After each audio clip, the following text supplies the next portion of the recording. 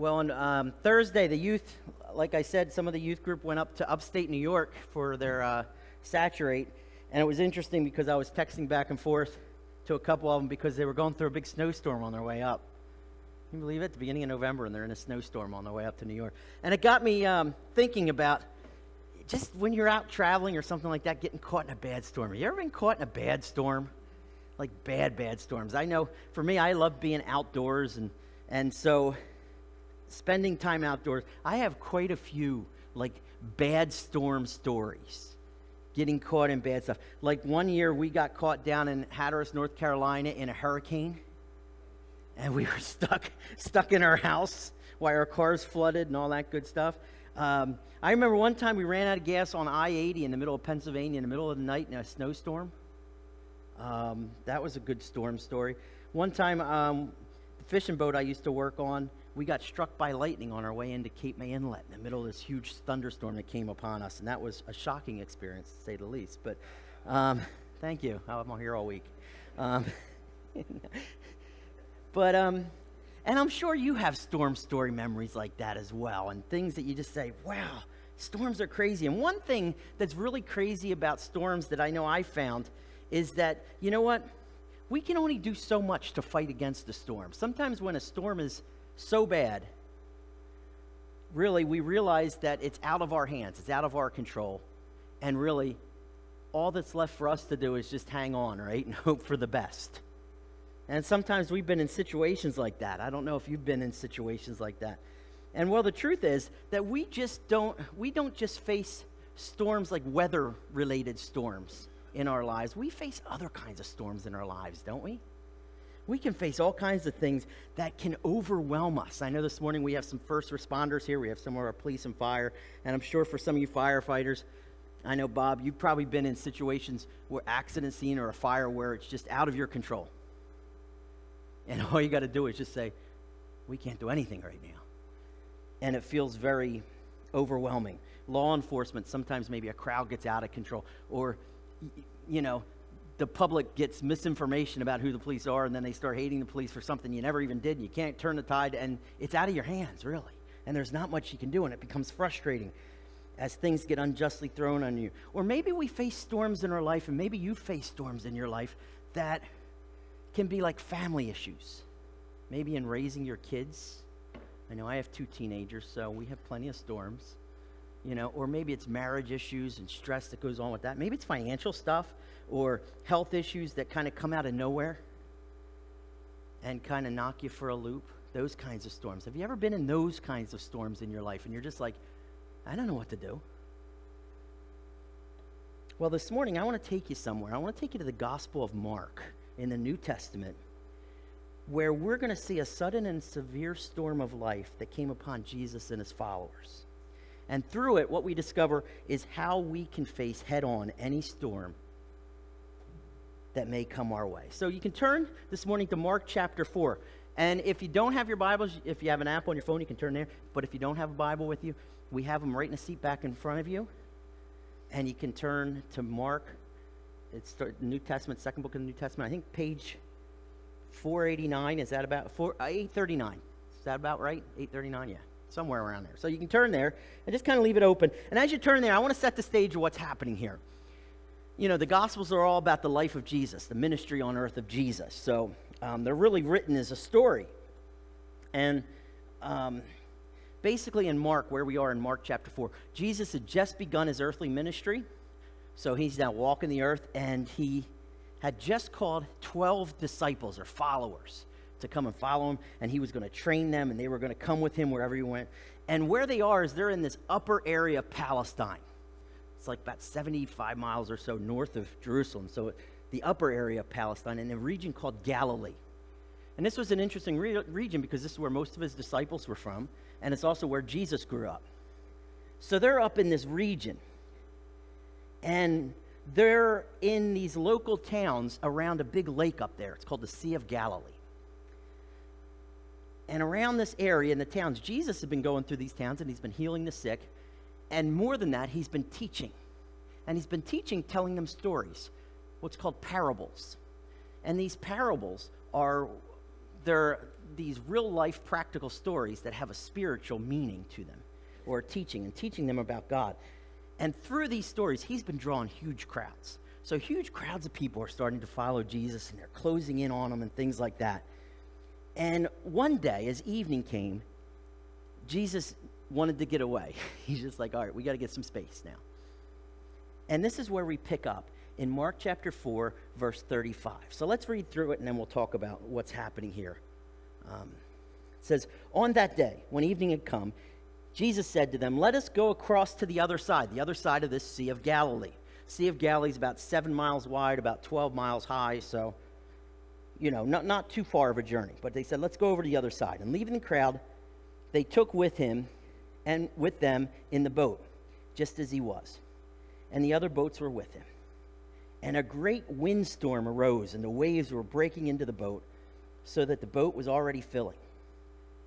But he was in the stern, or the back of the boat, asleep on a cushion. And they woke him and said to him, Teacher, do you not care that we're perishing? And he awoke and rebuked the wind and said to the sea, Peace, be still. And the wind ceased, and there was great calm. And he said to them, Why are you so afraid? Have you still no faith? And they were filled with great fear and said to one another, Who then is this, that even the wind and the sea obey him? All right, let's get this picture here of what's happening here. All right, Jesus gets in a boat with his disciples, right? And they want to cross over to the other side of the lake, or this Sea of Galilee. And again, this Sea of Galilee is about 7 miles by 12 miles. And what's interesting about the Sea of Galilee is it's surrounded by hills and valleys, which makes it really easy for windstorms to come up quick, because wind's always blowing through the mountains and things that passes, and it comes right down into the sea, and it can kick up this sea in like minutes. And there can be really bad storms there. But that's not that big of a deal, because you know why? Because most of Jesus' followers are professional fishermen, and they're boaters, and most of their experience has been on this very body of water. So they were experienced, and they could handle themselves. At least most of the time they could handle themselves, as we see here. You see, that night, when they're out there, this windstorm arises, right? And it's a bad one. So bad that it says the boat's taking on water, okay? And it's in real danger of sinking. Now, I don't want you to picture the scene here that while this is going on, all the guys in the boat are just sitting there going, whoa, look at this. The boat's filling with water. We're going to sink. Okay? If these guys really know what they're doing out there on the water, what are they probably doing at this point? Bailing. They're trying to save the ship, right? They're taking down the sails. They're frantically taking down the sails. Some of them are bailing. They're trying to turn the ship into the waves so that it's not crashing over the side and all these things, right? There's chaos going on, basically, right?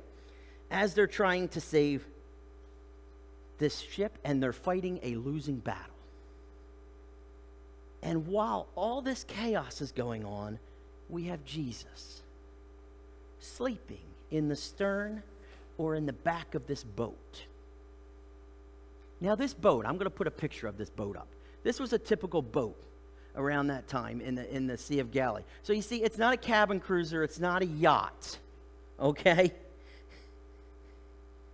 Jesus, it's this rowboat basically with sails and oars, and it's open. So it's not like Jesus is like is sleeping down in the VIP suite, Jesus is actually on the back of the boat on a cushion sleeping. Why is this important? Because he's in this storm too. He's getting splashed by waves. The wind's blowing on him just as much. Yet, instead of panicking like his followers are doing, he's sleeping. That's just crazy, isn't it? I mean, who does that? So meanwhile, the disciples are doing everything they can to do to save this ship, right?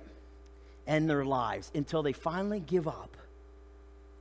And they decide, you know what? We're going to wake up Jesus. We better get Jesus. Now, when I read this, I'm just like, We can kind of be like that, can't we? When we're stuck in storms, when we're stuck in chaos sometimes. I don't know about you, but we get the macho in us and we're like, I can handle any problem I come across, right? So if problems come up, I can handle it.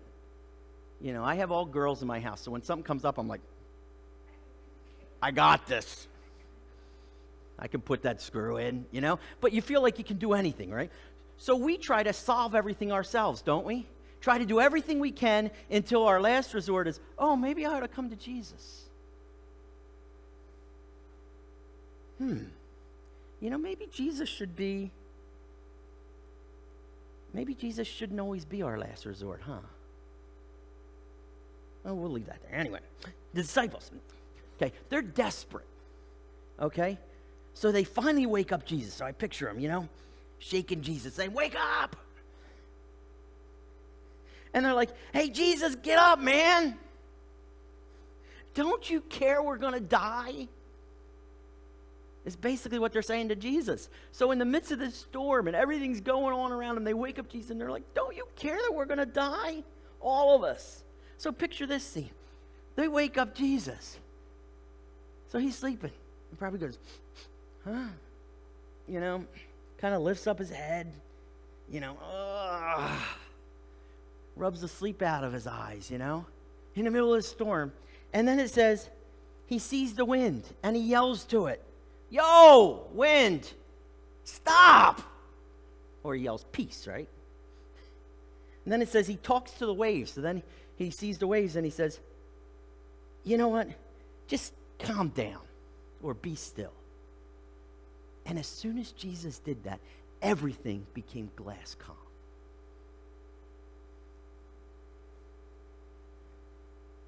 I don't know about you. If that happened and I was out there, I'd be like, what? What just happened? How? What? Anyway, there's silence going on right now, right? Everything is still. The disciples, probably, they're still like grabbing hold of the mast, and some of them still have buckets, and they're just like, what do we do now? And Jesus kind of breaks this awkward silence. And he breaks it with kind of a bit of rebuke to them, you know? He says, why are you guys so afraid? Have you still no faith? Or, hey, what's the big deal? Did you really think we were in trouble? I mean, really? Yeah, we really did. Yeah. And then our story kind of closes with the disciples sitting there, and it says they were afraid, or they were filled with fear. Now, this isn't kind of fear like they're afraid for their lives or something. This kind of fear is like awe and disbelief. They're just like, what the? And they start to say to each other, basically, who is this guy? I mean, he's a great teacher and all, but he's in control of nature itself. What have we gotten ourselves into? And this is how the story closes. And this scene, man, it had to be something to experience, you know? Can you put yourself there on what that would be like, that fear, and then all of a sudden, everything's calm. Talk about a storm story. And I don't know about you, but sometimes it can be tempting for us to be a little hard on the disciples. Well, they should have known. Come on, they're rookies, man. Of course Jesus is with them. But if we're honest with ourselves, if we're in chaos like this, and if we've been in chaos, or maybe our lives are in chaos right now, it's not always easy to say, oh, Jesus, sure, right? Sometimes maybe we're a little bit more like them than we care to admit. But you know what? Through this story, what we discover is we discover the key to being able to be prepared for and weather any storm that comes our way. And it's this, to cling to Jesus. You know, that's the most macho thing we can do in life. Sometimes we say, no, I got to fix everything. No, the most macho thing we can do in our life is cling to Jesus. You see, Jesus is bigger than any storm we could ever face.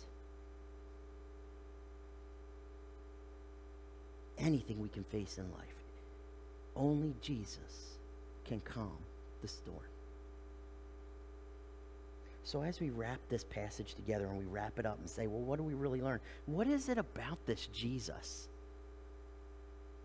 that we learn that helps us cling to him or helps us trust in him through these storms or whatever we face. Why can we do this? Well, the gospel writer Mark points out a few things in here that Jesus does and who Jesus is that can give us peace when we're in any storm. And it begins when we realize that no matter what, Jesus is with us. No matter where we are, no matter what we face, Jesus is always with us.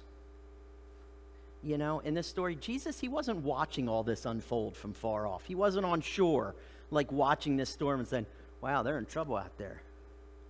You know, he wasn't in safety, kind of looking far off and said, well, if they need me, maybe they can shoot a flare up or something. No, you know what? Jesus was right there with them. Right in the boat. He was getting wet. He was getting tossed about. He was right in the danger zone.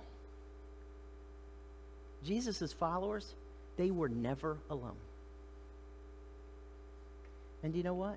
When we face storms in our life, when we face health situations, financial troubles, relationship stress and craziness where we feel like we're the only one who's going through this, or the only one who feels this way, guess what? We're not, because Jesus is with us. We are never alone. We don't have to face these situations alone. Jesus is with us. In fact, you know what? Jesus is not only with us, but he comes to us where we are to be with us. I mean, that's what Jesus did in coming to earth, isn't it? We were in chaos. We're sinners, rebellious against God. Because of sin, we have a penalty, right? We deserve death. That's our, that's what Scripture tells us, right? That's the penalty of sin is death. And there's nothing we can do to change that. We can never be right with God. So what does God do? God becomes flesh. Jesus, God in the flesh. What does he do? He comes to us. He comes to meet us where we are. Actually, Paul, the Apostle Paul, tells it like this in Philippians. It says, Jesus, though he was in the form of God, didn't count equality with God a thing to be grasped, but he made himself nothing, taking on the form of a servant, being born in the likeness of men, being found in human form. He humbled himself by becoming obedient to the point of death, even death on a cross. So basically, here's what Paul's saying. Jesus came to us on earth. He left all the glory in heaven to come and get dirty right where we are. Experience hunger when he didn't have to.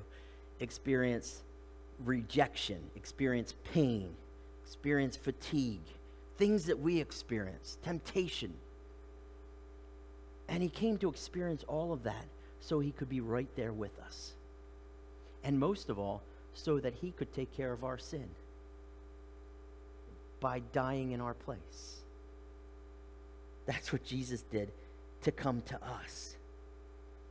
And Jesus right now is with us, so we are never alone. In fact, Jesus told all his followers that, behold, I'll be with you always, even to the very end of this age. So that we don't have to battle through our storms, our trials, our struggles that we face. We don't have to face them alone. Guess what we get to do? We get to cling to Jesus. We get to cling to him so that we're never alone. And not only is Jesus with us in the storm, and while we may be afraid in the midst of the storm or concerned, guess what? Jesus is not worried. We see this in the story too, right? And for me, this is the hardest part of this whole story in Mark to kind of wrap my head around. That while this huge storm is going on, everything around him is in total chaos and going downhill fast, Jesus isn't just sitting back doing nothing,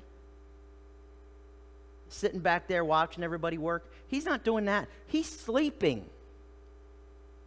Sleeping. I mean, first of all, how can you sleep when all that's going on?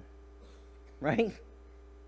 Getting splashed, shaken about and all this. But also, how can you not be concerned by all the danger around you?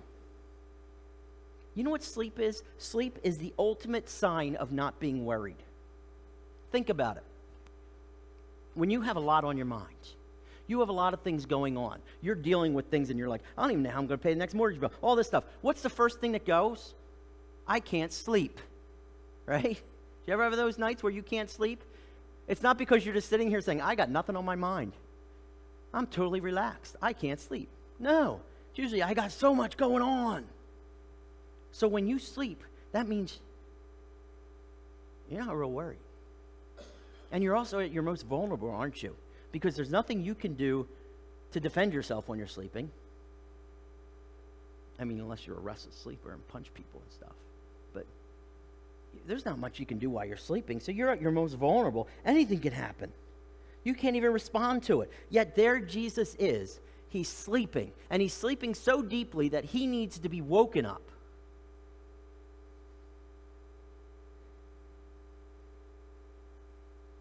And even in that, when he's woken up, he doesn't panic. It says he rebukes the wind. So he says, wind, stop it. And then he says to the waves, be still. And it calms down. So I've been woken up when there's been a storm going on or when there's chaos. Have you ever been in situations like that and something's going on? I remember where the house down the street from us burned down and all the fire trucks and things. And I'm a pretty deep sleeper, so I was sleeping while all this was going on. And Debbie wakes me up. She's like, you got to get up. Something's burning down. Something's on fire. And I woke up, and all I hear is all the sirens and stuff. I didn't wake up and go, peace, be still. I woke up, I'm like, what? Fell out of bed. I'm just like flailing at nothing.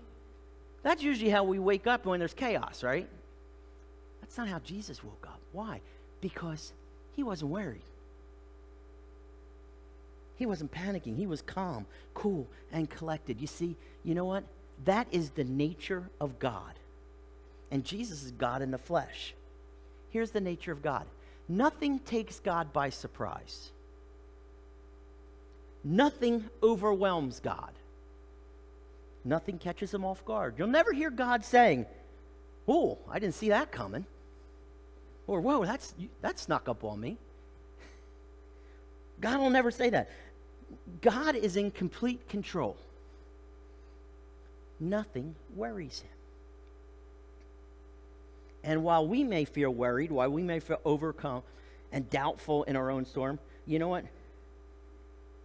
Jesus is not only with us, but he's got us and our situation, and we're in good hands. You know, God reminded one of his prophets of this. God's prophets in the Old Testament, they were his spokesmen. And he would give them a message. And it was usually a message to come and repent because you were doing bad stuff. And one of his prophets, Isaiah, has to go and get the people, call the people back to God. And he's a little worried about this. You know what God tells him? In Isaiah 41, God says, fear not, for I am with you. Do not be dismayed. It's a fancy word of saying, don't be worried. For I am your God. I will strengthen you. I will help you. I will uphold you with my righteous right hand, or with all of my power. God's not worried. God's in control. And he's in control for us too. Not just Isaiah. This means that we can face any storm we face because God is with us and he's in control. So we can face these storms in life with hope and with confidence because God's not worried. And best of all, do you know why he's not worried? Because what we see here is that Jesus can do anything. And this should give us peace in the midst of storms like no other aspect of God.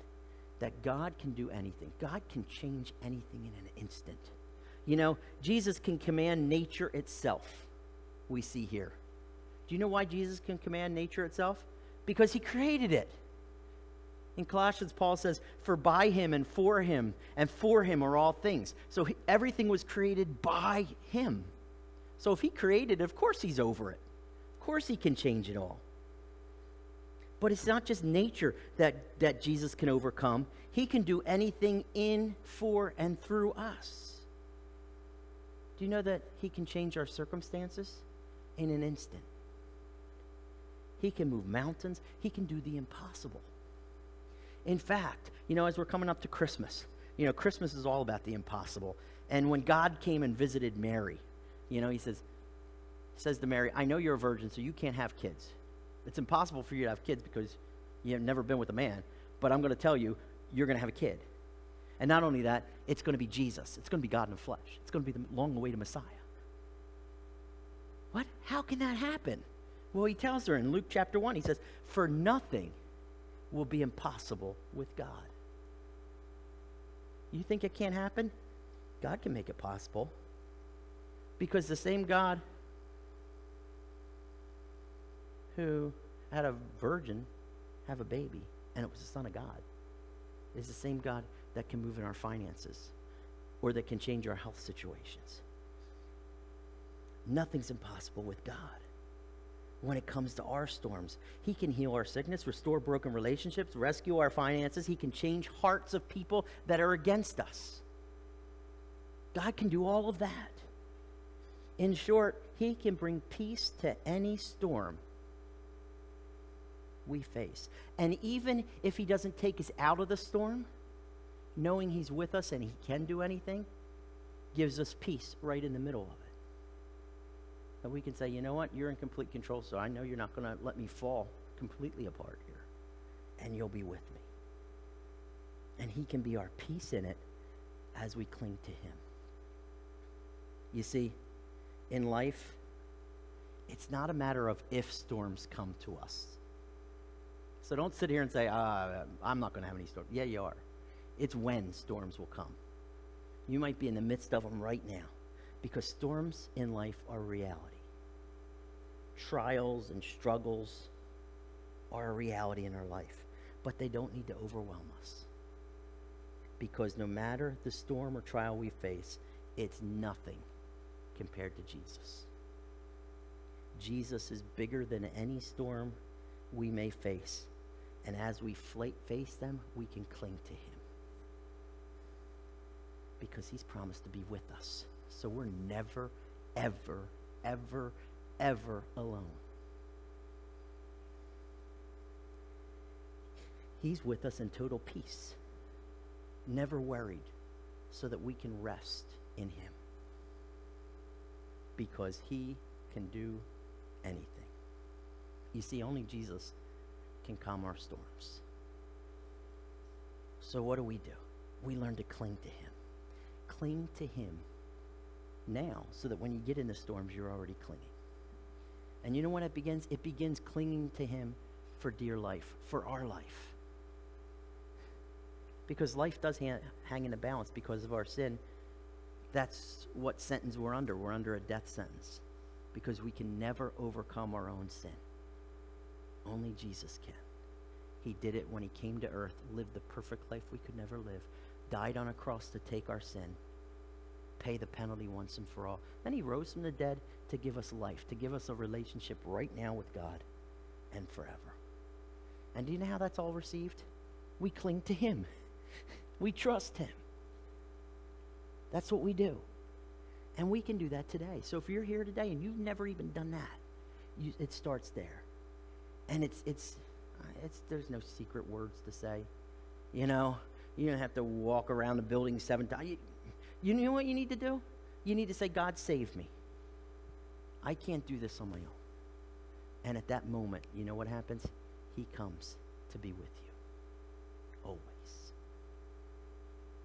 So you can do that right now where you sit. And I'm going to pray, and while I'm praying, you can pray to God. You can just say to God, save me. But I want to pray and bless you this morning, and then we have something we're going to do right after we pray. So let's pray.